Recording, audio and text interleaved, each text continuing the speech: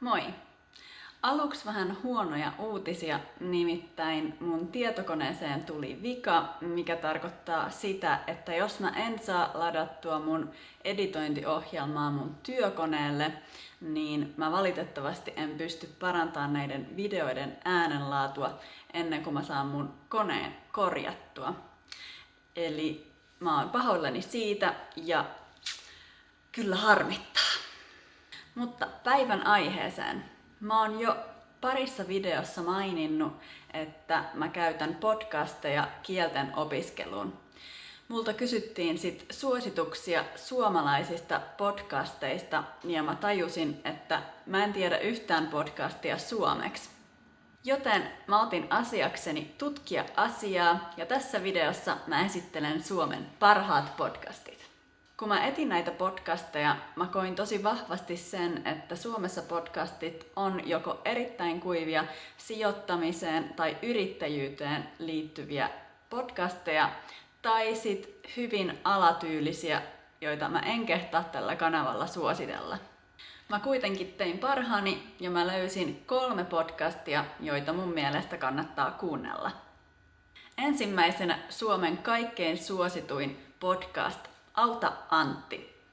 Tässä podcastissa Antti Holma, joka on suomalainen näyttelijä, kirjailija ja käsikirjoittaja, vastaa kuuntelijoiden kysymyksiin. Mä katsoin läpi noita jaksoja ja aiheet vaihtelee kyllä ihan laidasta laitaan, ihmissuhteista ihan yleisesti elämään ja elämän tarkoitukseen.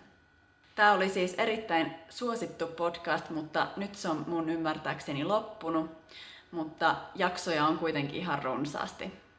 Antti puhuu aika rauhallisesti ja ilman erityistä murretta, joten tää sopii tosi hyvin varmasti keskitasoisille opiskelijoille.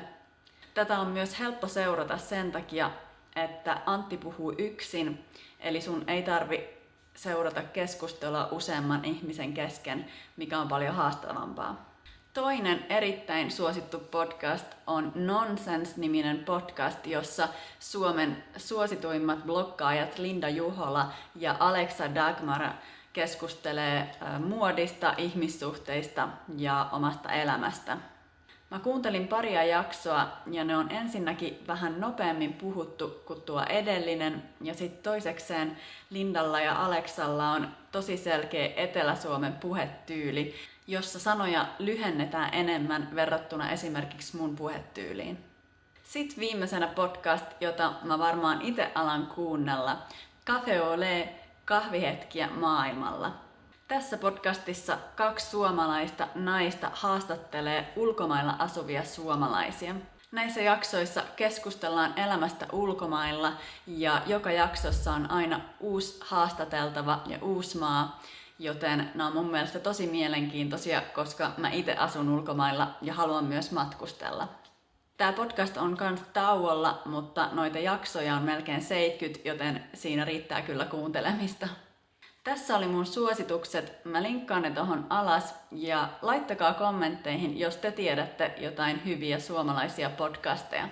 Ne on tosi hyvä tapa oppia, kun teillä on jo aika vahva pohja, koska te voitte kuunnella töihin tai kouluun mennessä tai vaikka siivotessa tai muita kotitöitä tehdessä. Eipä muuta tällä kertaa. Mä toivon teille oikein ihanaa viikonloppua ja nähdään ensi kerralla. Moikka!